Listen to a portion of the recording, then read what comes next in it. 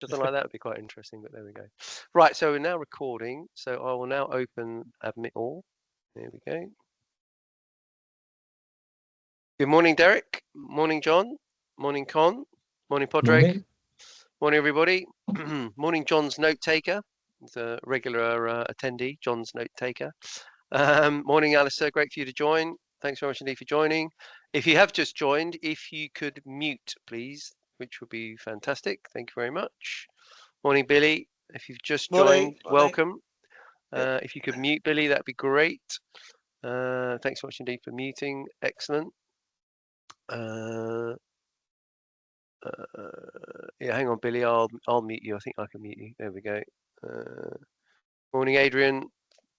Thank you for joining. Morning, Adrian. If you could mute, brilliant, excellent. I think, yeah, okay. So yeah, I'll continue to monitor the lobby. Welcome everybody to this week's Pension Playpen. Delighted to have Barry Jones on from ISIO, talking about market update on investments. And a few other twists and turns, and I'm not going to steal his thunder, so I'll pass it over to Barry. I know he's got some slides. First and foremost, we are recording. So Derek, Con, John, Billy, everybody, thumbs up, we're recording. Firstly, that's good, and we will post a video later today on the Pension Playpen website. As usual, if you would like to ask a question, please raise a hand. I've told Barry this is an informal Teams meeting. I'm sure he'll like challenging questions. I'm sure lots of you will agree with him and some of you might challenge him, but hopefully he will enjoy the session as well, won't you, Barry? Nodding. Yeah, hopefully. Yeah. Hopefully, yeah. Okay, without any further ado, I'll pass over to you and I'll monitor the lobby, Barry, as I say, and yeah, thank you in advance for your presentation. Yeah, so firstly, introductions. I'm Barry Jones. I'm the Chief Investment Officer at ISIO. ISIO span out of KPMG 5 years ago, so we had our 5th birthday this week, and we're doing very well, and we've got some really good clients that do some quite interesting things. I'm going to talk about the credit markets today and just how to understand your credit portfolios and what looks good at the moment. So I'm going to share a presentation. So apologies that this is supposed to be an informal chat, but there will be slides that I'll just discuss through. So I'm going to share my screen. If somebody can tell me if they can see my screen, that would be very helpful from my side. Yep, we can see that. Yeah, so the title of this is Not All Credit Assets Are Equal, and I'm going to dive into that. In terms of pension schemes, they are de-risking into credit assets and have, with the new funding code, even if they're further away on their journey, they have to define a low dependency investment allocation that might be, have bonds in there to pass the highly resilient tests, etc. What I'm going to cover today is a bit of market background just to set the scene, then a bit on understanding credit risk and just how you should look at risk when you're holding a huge proportion of your assets in credit, because traditional models are not very good for understanding credit risk, and then look at the opportunities. So, there'll probably be questions as we go along, but I intend to speak for about sort of 25, 30 minutes and then open it up to Q&A where we can go wherever you want to take this. So I'll continue into the market background. 2023 and 24 were pretty great for DB schemes generally. All of the risks paid off that they might be taking. So equities did very well, bonds did very well. Any underhedged position versus longer term targets were rewarded with higher interest rates. But essentially into 2025, there are some risks that sit out there. So there's the economic fundamentals, so just the pricing of available assets, the risk reward on that doesn't look great, and I'll touch upon some of that in a second. And then we've got the sort of the the political and geopolitical and environmental and social risks that we'll all be aware of. I mean, essentially, a lot of this is Trump driven, but there are other areas, in terms of cost of living crisis that could cause a disruption. And against a backdrop of quite high valuations on a lot of assets, any spook could shock the market. And we'll be aware that fund managers tend to have stop loss triggers. So if there is downside risk, you can get sharp sell-offs because of automated sell discipline, which then leads to pushing the markets further down and can sort of spiral quite quickly. In terms of that backdrop, I'm going to start from equities, even though the presentation is about credit.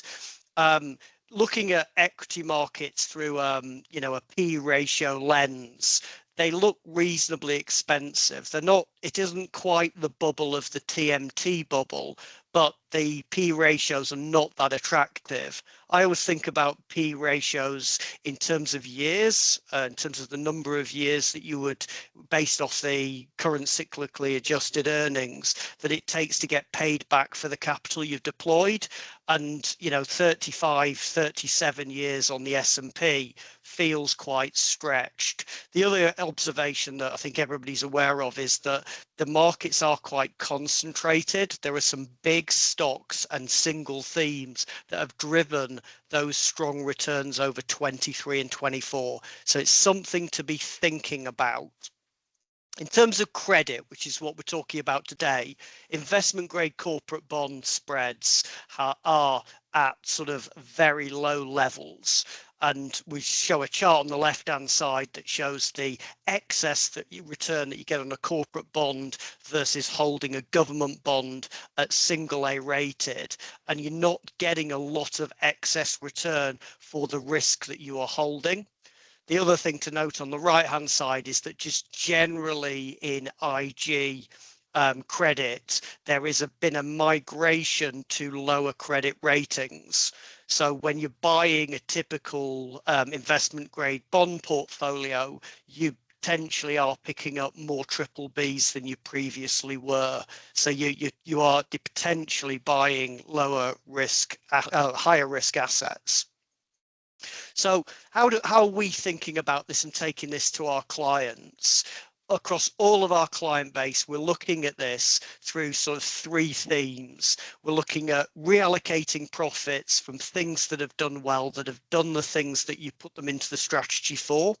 We're looking at dry powder, so safe haven assets to sit through this, and we'll talk quite a lot about what the dry powder assets could look like. We're also looking at the structural challenges that pension schemes are facing, such as the new funding code, getting rid of illiquid assets before insurance, etc.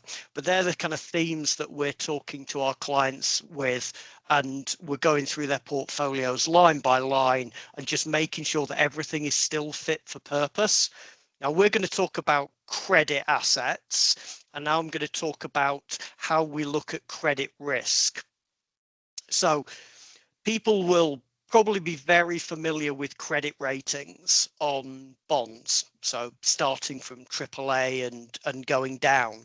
And one of the issues with the credit rating nomenclature is it kind of gets you thinking that the increase in risk dropping from AAA to AA is the same as the amount of risk going from single A to triple B.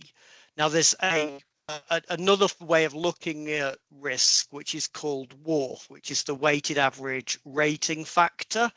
And what that captures is the fact that the risk is exponential. So WARF is a scale that was created in 1989 based off 40 years worth of credit experience. It got sort of smoothed or graduated so that it's a smooth scale, and it remains appropriate today. So nobody's ever changed it. It doesn't give a probability of default, but it does in any environment. If default rates on average are at 4% per annum, then they are spread across the credit rating structure in exponential distribution that almost always follows the Wharf scale. And if average defaults over a period of 1%, it would have the same shape but just lower down. Now, what Wharf is very good for on a portfolio, and when you're diving into what your credit risk looks like, if we look in the top right-hand corner, that might be the distribution of your credit assets in weighting. And if you looked at that or looked at a fund, it might have a badge on it that says that this is single A rated. And that would have an implied Wharf of 120. But actually, if you do the proper Wharf analysis on it, it has a risk of 275. So it's got more than twice the amount of risk than that badge of saying this is a single A rated fund has on it. And actually, it's more like a triple B plus. So by doing Wharf analysis, you can really get into where the risk lives in your portfolios, and the risk lives in the tails to the right hand side and not in the higher quality stuff. So we look at things through a Wharf perspective. I mentioned that traditional credit models are not great at traditional risk models are not great at looking at credit risk. I'm just going to put something on screen, which is the distribution of returns of a hold to maturity AA rated 15-year bond. And essentially, in the early part of it, you get price volatility on it, and the risk amortizes over time. And people will look at, say, the 3-year VAR position to see how much risk that portfolio is giving. And ultimately, for a lot of investors, it doesn't really matter about that price volatility. So if price volatility comes through, but the credit remains fit for purpose, then you just end up with a higher yielding portfolio at the time. And the price volatility isn't true risk to pension schemes. The risk is default. So when you do the Wharf analysis, you can break down what the actual impairment risks are in your portfolio. And we've got a really neat system to go through portfolios. You put in all of the credit portfolios you've got, you screen them on a Wharf basis, and it tells you how much default risk there is there under certain scenarios. So we typically use a twice global financial crisis default rate as our sort of baseline, because the global financial crisis had big bailouts, so we need something a bit more extreme than that. And we can test how much actual credit risk there is in there. So when we look at portfolios and look at opportunities, we look, rather than at a credit rating perspective, we look through a Wharf lens so that we can identify the tail risk in portfolios. And it allows us to compare the goodness of what you're holding and how much you're being rewarded for holding, which is where I'm going to step into the investment opportunities. So if we think that pension schemes are de-risking, and the first port of call that historically has been there for pension schemes to de-risk from equity type assets into contractual assets has been investment grade corporate bonds. It is a huge de-risking step. Don't get me wrong on that, but currently you're not being paid for holding that risk that well. So a traditional corporate bond mandate might have a spread, so that's the excess return over government bonds, of about 90 basis points. And for that, you're holding about 200 Wharf. So that's that risk level that we're talking about in that previous section. If we then sort of just compare that to the other opportunities that are out there, if we look at just using high quality or mid-rated ABS, so asset-backed securities, then suddenly you can get higher spreads, but with materially lower Wharf levels. So you could invest in the very highest tranches of this, get a superior return from versus the corporate bonds, and run, a fraction of the risk. Now, there's one other point on risk that I'm going to raise at this moment, which is that risk in WARF or in credit ratings is all about the probability of default. It doesn't tell you anything about the recovery rates that you get if those defaults occur. So in traditional corporate bonds, where the historic average of recovery rates has been about 51% over the last 120 years, it's currently bouncing around between 25 and 35% recovery rates. So if a default occurs, you're hitting a 70% loss on that position. In ABS, because they are backed by a security, the recovery rates in those assets tend to be between 80 and 95%.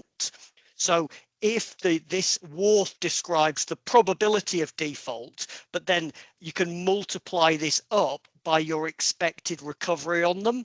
So these are more likely to default, and under default, more likely to have losses. So essentially, by investing in asset-backed securities, you can reduce the risk of the default occurring. And if the default occurs, you get higher recoveries because there is a true asset sitting behind it. Whereas under corporate bonds, companies run leaner balance sheets today. They don't own their property. They don't own their computers. Everything is leased. The recovery rates are lower. We can look a bit wider than that. So ABS has been used by pension schemes for quite a while. We've been huge advocates of using them since 2014 as a good way of getting high quality assets with decent spreads on them.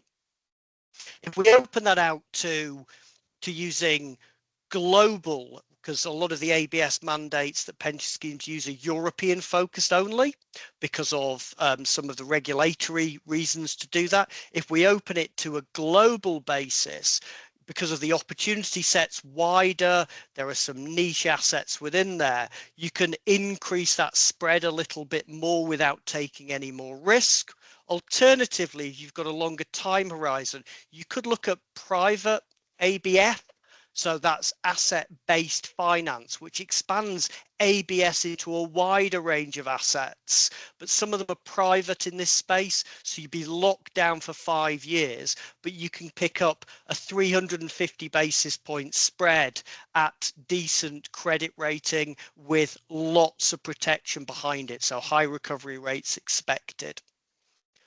The next step that I'm going to talk about is, this is quite an interesting idea that we're exploring, which is to just look at the top level of the ABS market. So the very, very safe stuff, the AAA and AA stuff, where the WARF is very low, but just leverage it and just create a structure. So we've got a straw man that's being pulled together that our clients are looking at, and they might end up seeding this, where essentially you can get 230 to 270 of spread, and the WARF on that is 25 to 50. So you're looking at extremely low credit risk with a high spread on it by taking leverage. You can easily repo ABS assets. The financing costs are quite high, but because you've been rewarded so strongly in this, it kind of self-funds itself. And we've got straw men portfolios that are being discussed by our clients, and they may well invest in this as a safe haven asset to sit at the side on and still earn good returns so that your journey can keep going. The next one I'm going to talk about is, and I saw Alistair Jones on the call, is super resilient insurance-linked securities. So essentially, insurance-linked securities have been used by pension schemes as an equity replacement strategy. The target returns on them have always been sort of cash plus 6 to 10, and they have had great returns over the long term, but with quite a lot of volatility. We're looking at building a portfolio that goes for the insurance-linked securities that are furthest away from the risk, and really just looking for a cash plus return on this with short dated assets, so very stable, and can deliver that. I've got a slide on super resilient insurance linked securities that I'll share in a second, just to show what this could look like. And we think that it's a very good diversifier for portfolios, because ultimately Trump does not control the weather currently. Finally, I'm going to mention trade finance as a very short dated.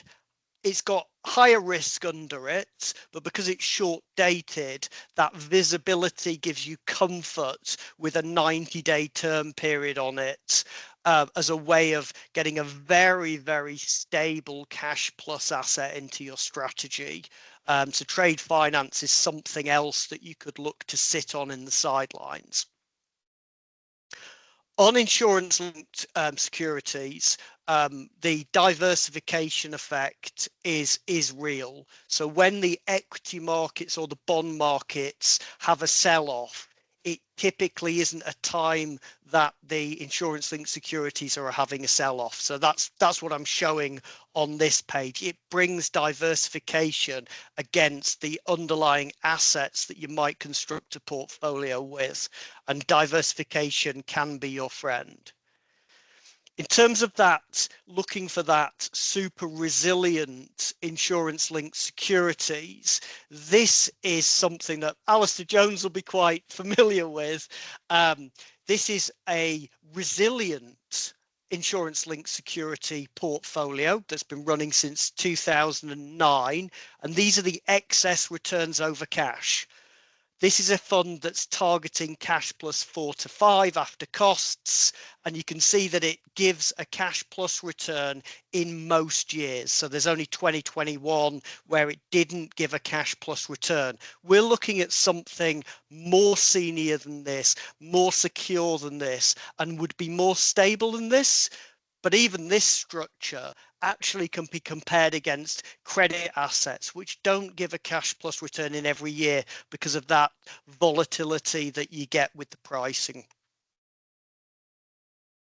Then finally, I want to just talk about, if you are holding dry powder assets at this moment in time, and you've taken your profits from things that have done well where the risk reward isn't there, but you still need return on the table, and you still think that opportunities could exist at some point in time, we like dislocation strategies.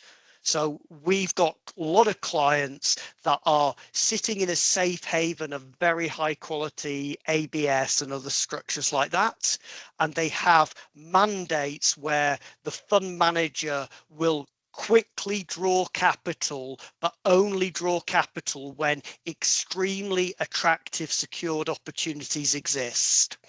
And they deploy the capital, they take the capital for typically 6 to 12 months, then that short-term lending pays back or is refinanced, and you get your capital back and you can put it back into those safe structures. So it's a way of enhancing returns in high quality opportunities, but only when the opportunity exists. And they're the things that I wanted to sort of chuck out there into the discussion today.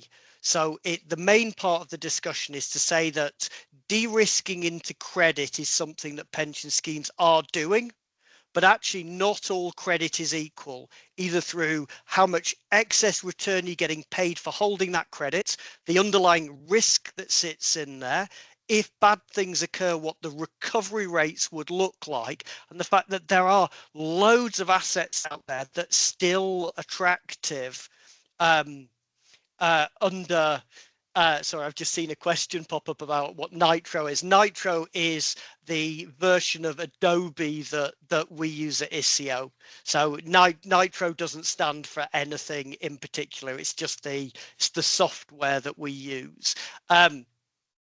The So we can find lots of great assets that can tick all the boxes that de-risking pension schemes, if they wish to de-risk, can use, rather than just doing the default of buying investment grade credit at the moment. And it could be, if investment grade credit spreads blow out, that they become attractive assets again. But at this moment in time, picking up 90 basis points worth of spread before costs, before rebalancing and all the rest of it, doesn't feel like a worthy excess return premium for the amount of risk that you're running. I'm going to pause there. That's the end of the presentation, and open it up for Steve to open this up to questions, etc. Yeah, thanks, Barry. Very, very interesting slides. I think if anybody wants a copy of them, then I think they're readily available, which would be fine. I'll probably come to one of our gurus. I'm going to call Con into play now. Con, I don't know if you're a fan of this or not a fan of this, or is this the right strategy, or are there alternative strategies, Con? But what do you think, Con? Is this good stuff? I think it's correct. My reading of this is basically the same as the bulk annuity players. The bulk annuity players have not been moving from gilts to corporate bonds because the spreads on corporate bonds are low and frankly not very attractive at all. So yeah, I agree with Barry. The beauty for pension schemes is they don't have the Solvency II restrictions on what they can hold. So essentially, we've got a kind of a regulatory arbitrage that we can hold the asset-backed securities, the insurance-linked securities, the asset-based finance assets, and insurers struggle to hold this. And so we can actually take advantage of that. Insurance companies currently are doing what's called a par asset swap trade. So they're using the Z spread. So that's the difference in yield between government bonds and swaps. They've got a swap basis, and they're currently going twice levered gilts, one short swaps to get the same amount of risk. So it's Solvency II neutral. They don't have any capital charge against the gilt holding that they've got, and they're reaping about 130 basis points worth of spread over swaps by doing it. So they're doing that rather than corporate bonds. That's a really popular trade for the insurers at the moment, and they're going to hold that until credit spreads widen, and then buy the corporate bonds. They buy their terminal portfolios at that stage. So they are sitting on the sidelines in government bonds, twice levered. The area where I think we disagree, Barry, is with asset-backed securities. I think we saw in the global financial crisis the way in which asset-backed securities can absolutely collapse. And I wonder if your idea of 80 to 90% recovery rates in failure of those is actually likely to prove accurate should we start seeing material levels of default in asset-backed securities. I'm very cautious on that. Yeah, it's a great question. And so if you look at the outcome of the global financial crisis and look at the ABS that went through that, the default rates were lower than they were in corporate bonds across that period. They did have price volatility, but essentially they didn't default.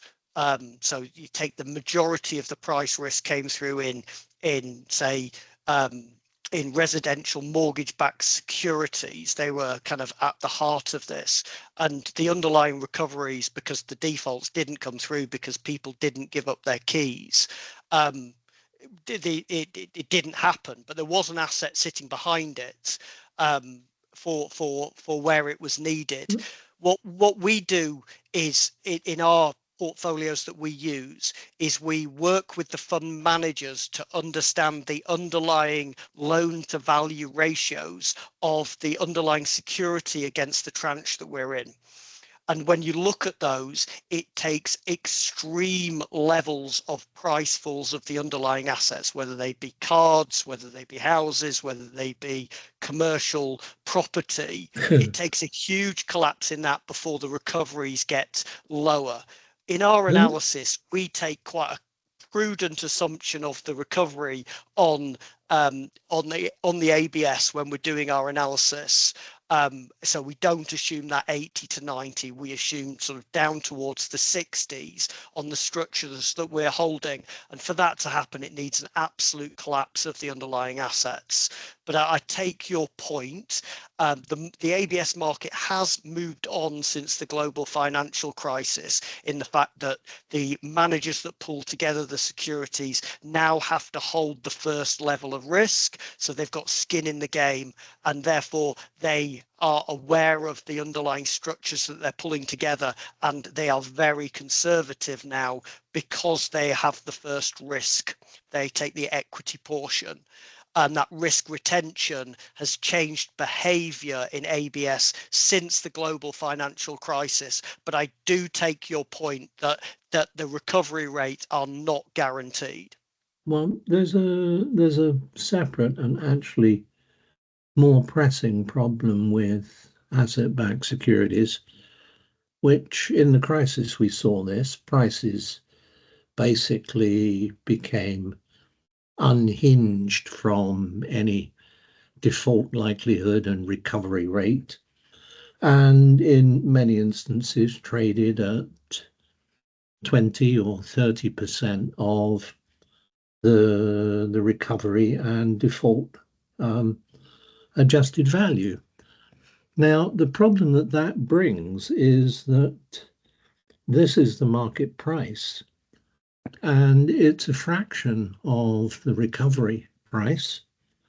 It means that my asset portfolio at market values is much lower than it would be under the recovery level.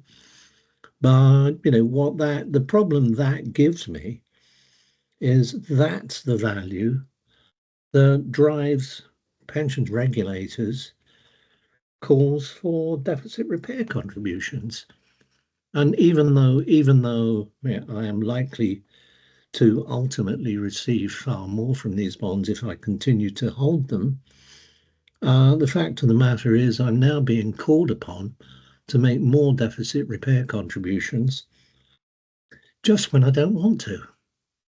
Yeah. They're great points here.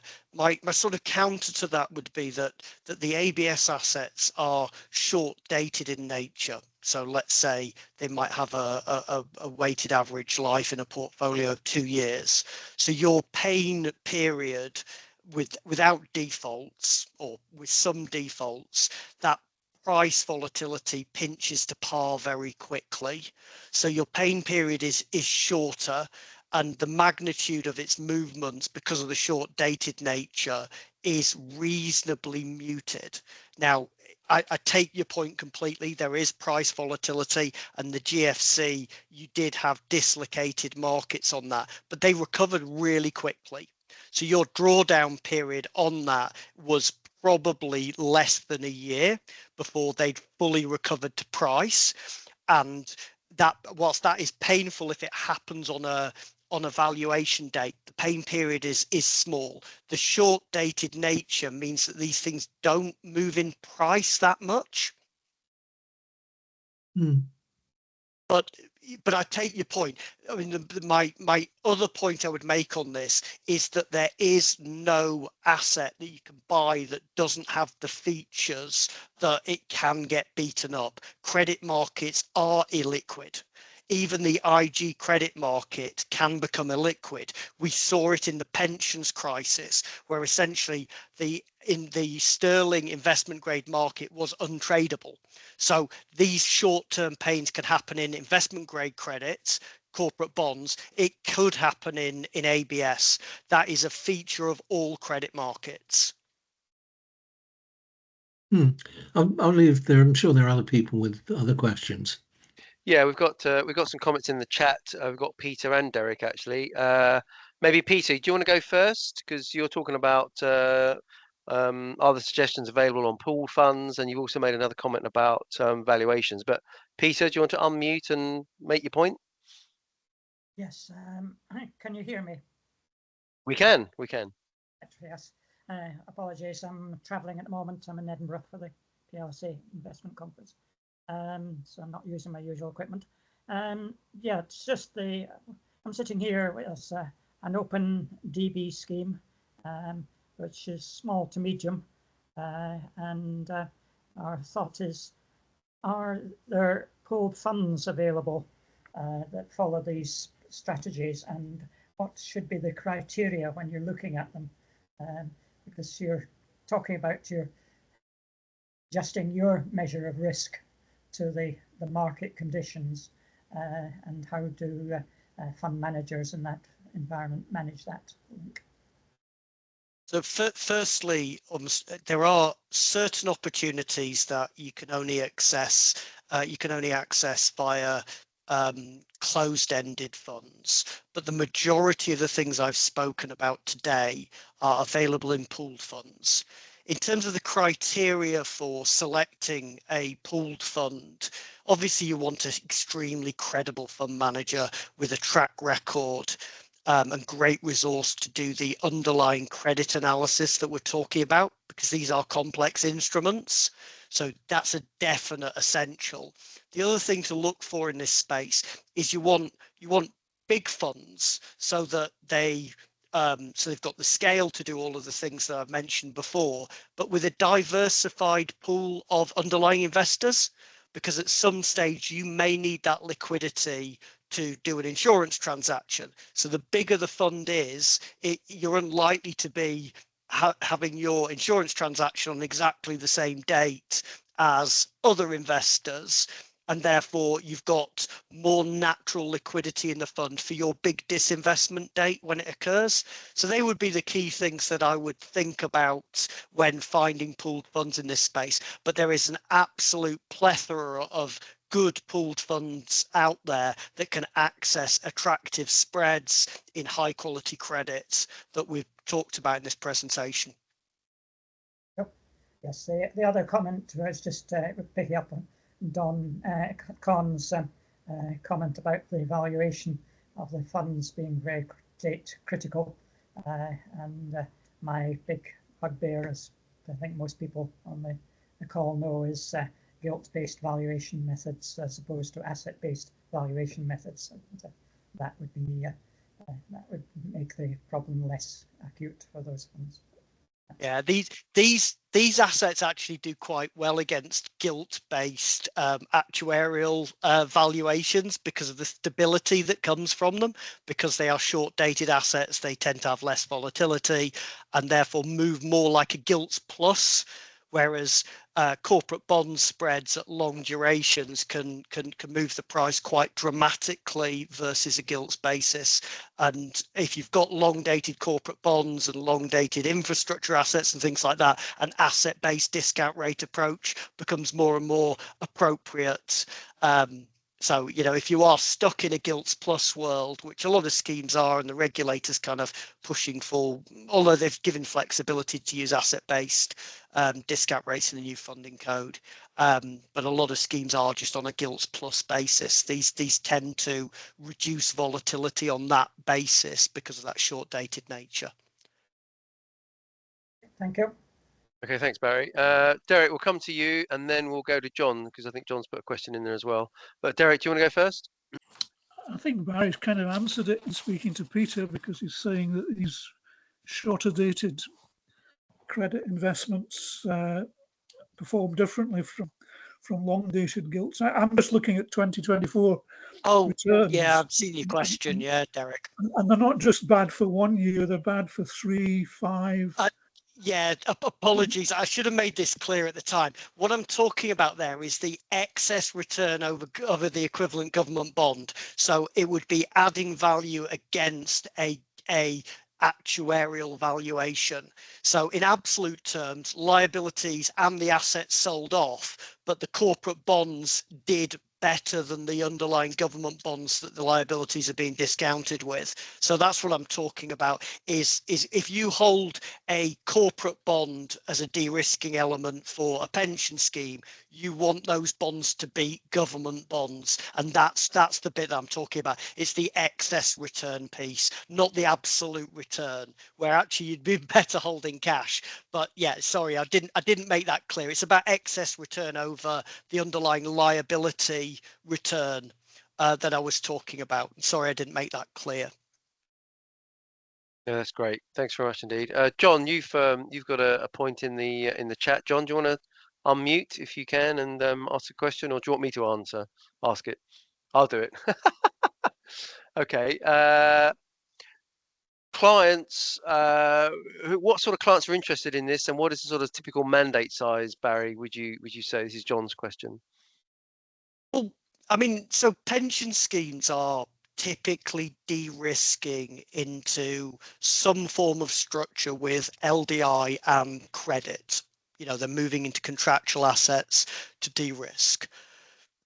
The proportions there, to be well hedged, you need in straight LDI, so cash and gilt collateral to hedge your interest rate and inflation risks. You need, depending on the duration of your scheme, somewhere between 30 and 35% of the assets in LDI. The rest of the assets are available to invest across a diversified pool of credit assets, and you can fill this however you want. Now, with the structures that I've been talking about, there is huge diversification of source of economic exposure under them.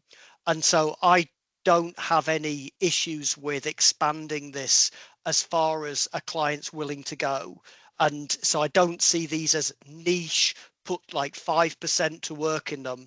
If the client's happy with it and happy with the underlying structure that's being put forward, then I see no problem with filling portfolios with these types of assets, but make sure that you've got good diversification of underlying economic source. So that being across corporate risk, consumer risk, real estate risk, insurance linked risk, etc. So you've got that balance between corporate activity, consumer activity, property markets, and other diversifiers, rather than just de-risking into corporate only with a very small handful of names in there. So I don't see any restriction from a diversification perspective or a mandate size perspective.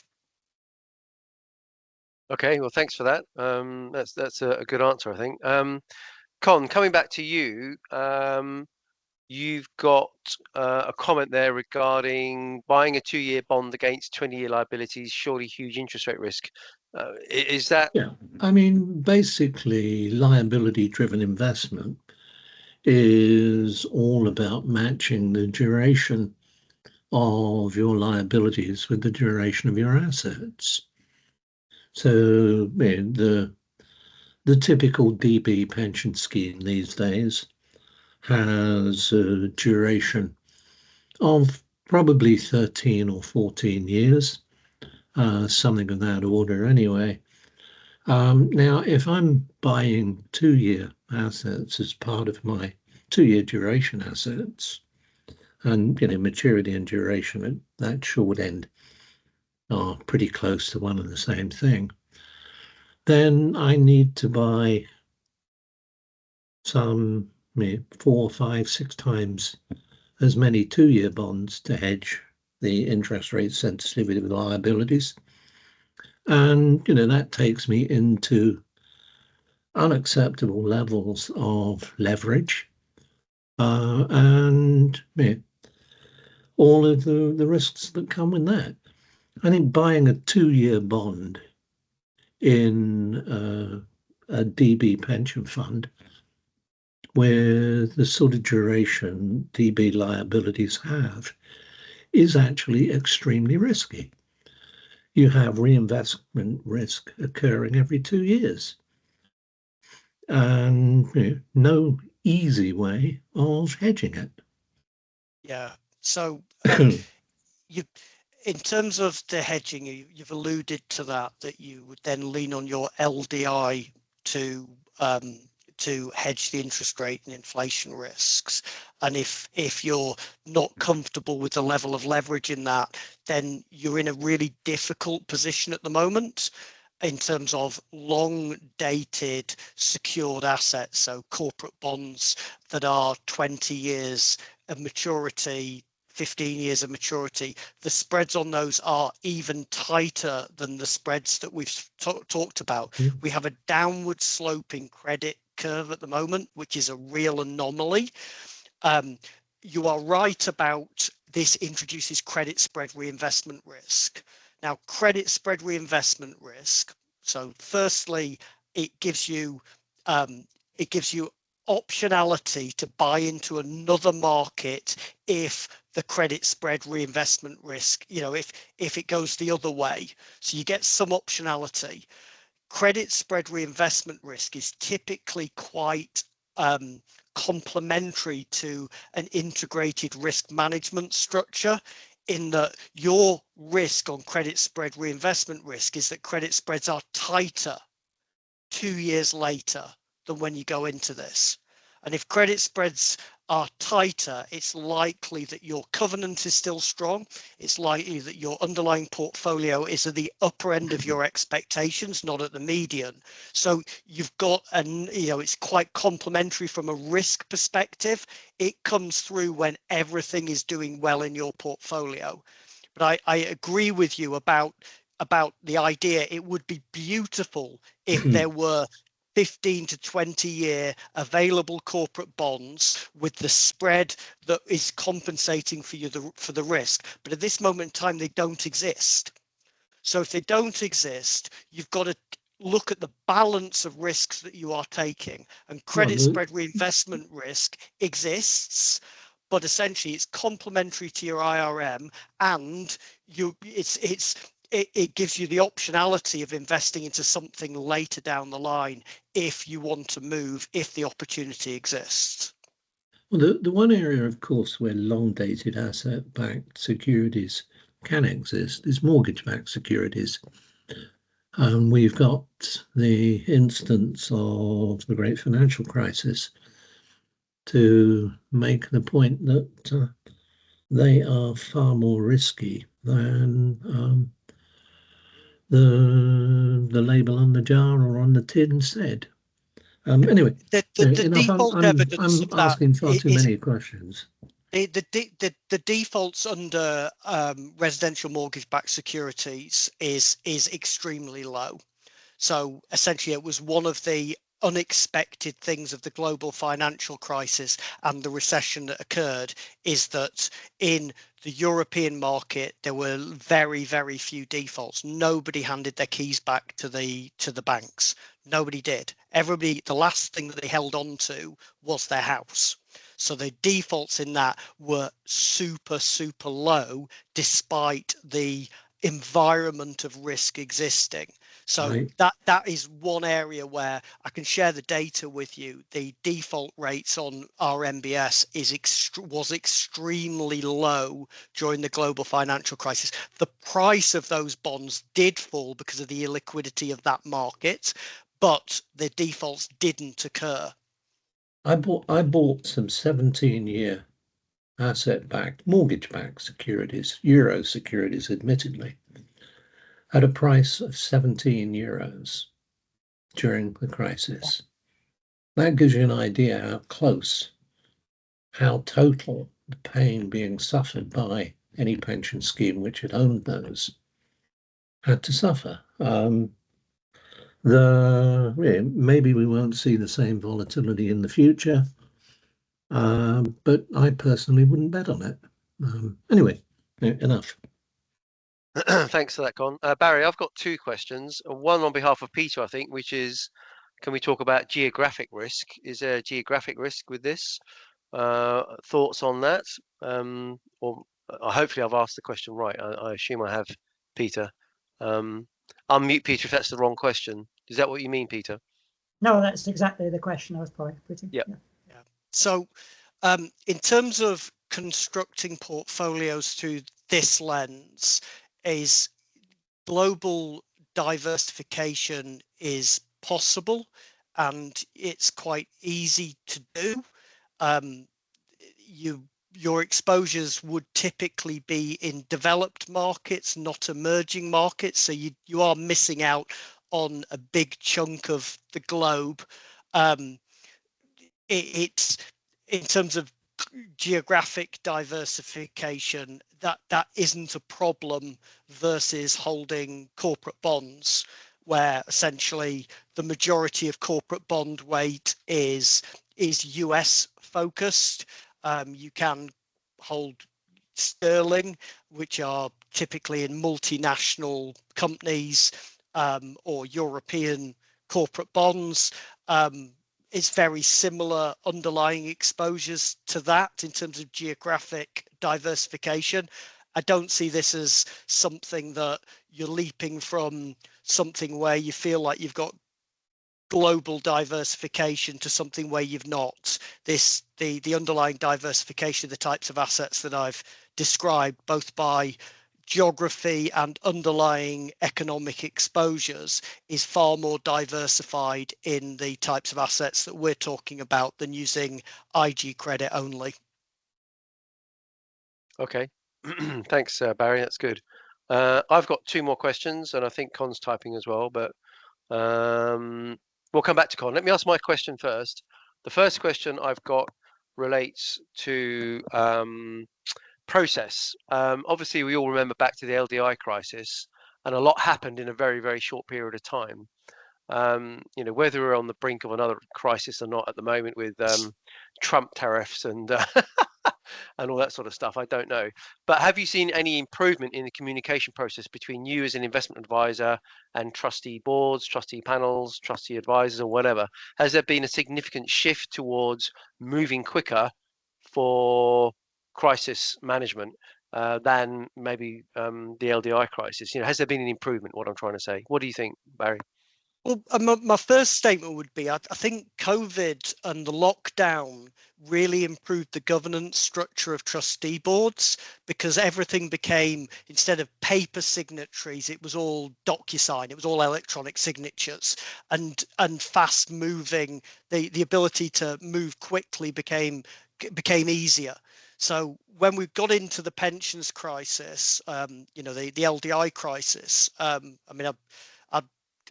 don't want to big myself up here, but we wrote to all of our clients in June, before the pensions crisis got to its peak, saying you have to start selling assets or you're at risk of losing your hedge. We were the first consultancy to write to all of our clients to get them in position.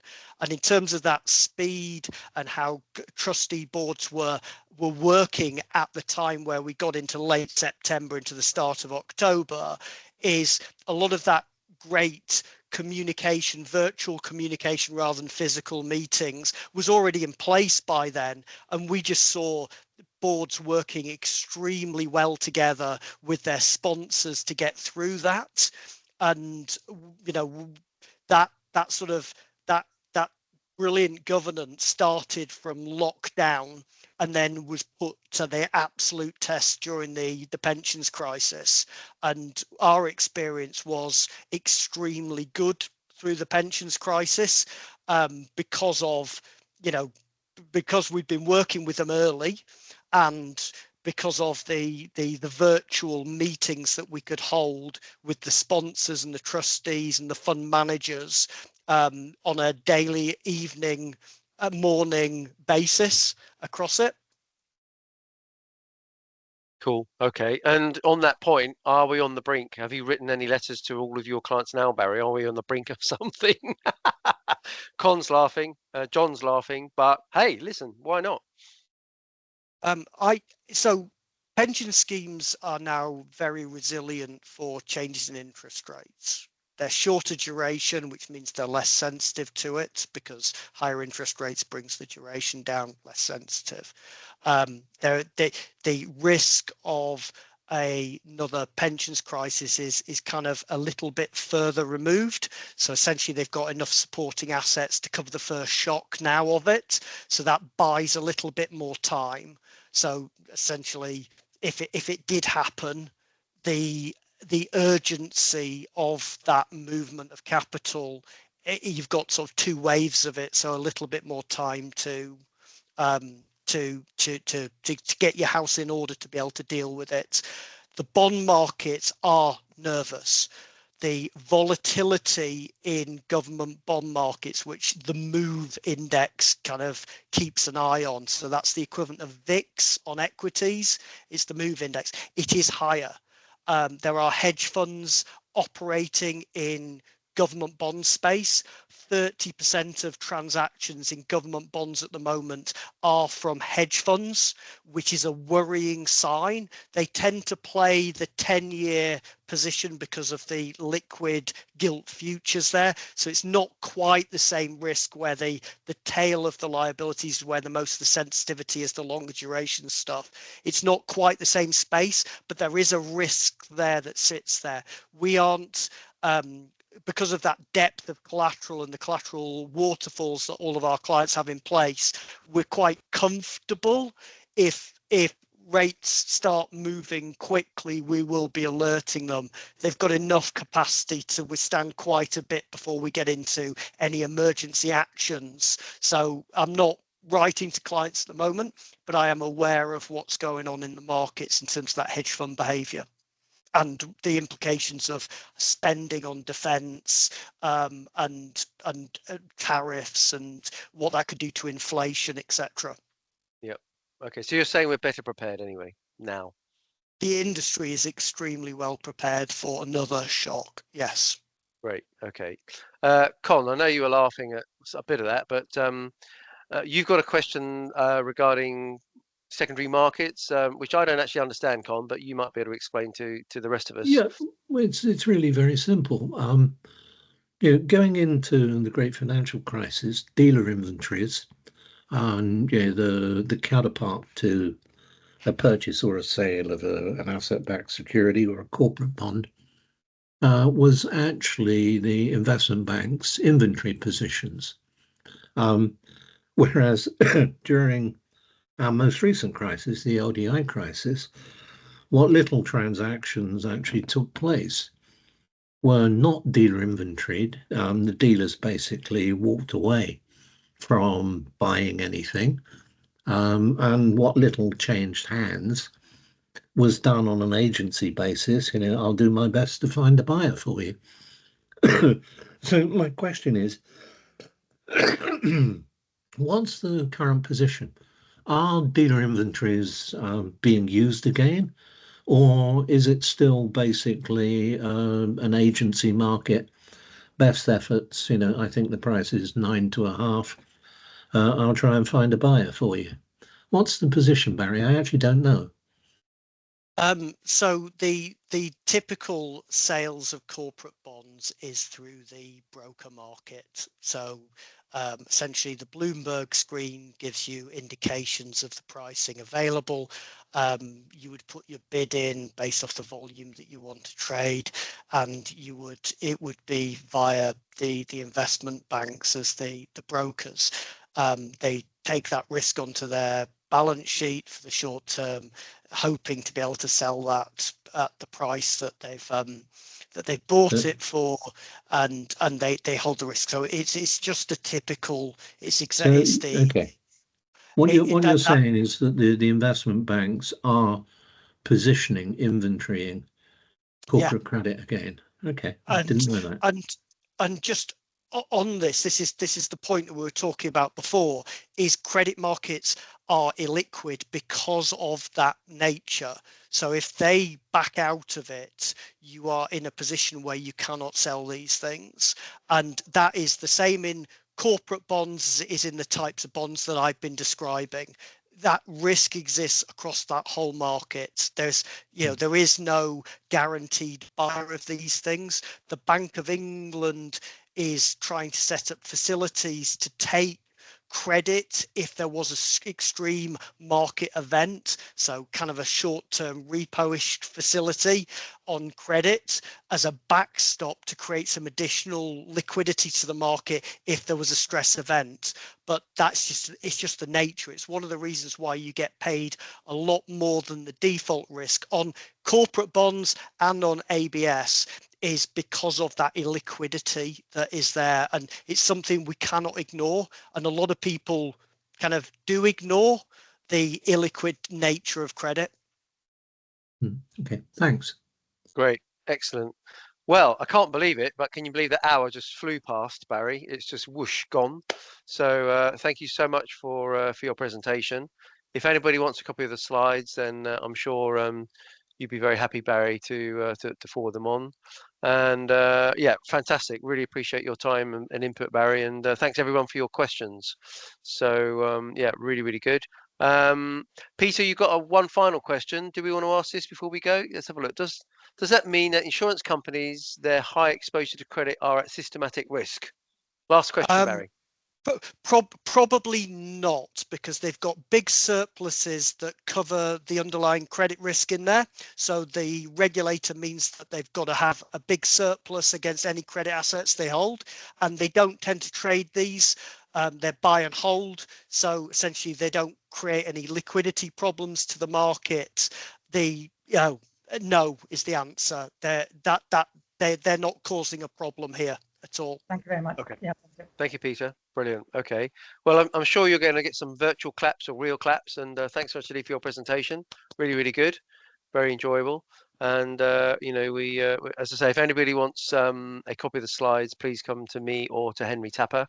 And the video of today and the podcast will be up later on the Pension Playpen website. So really appreciate everybody's input, and fantastic session. And yeah, Barry, brilliant, absolutely brilliant. So thank you very much.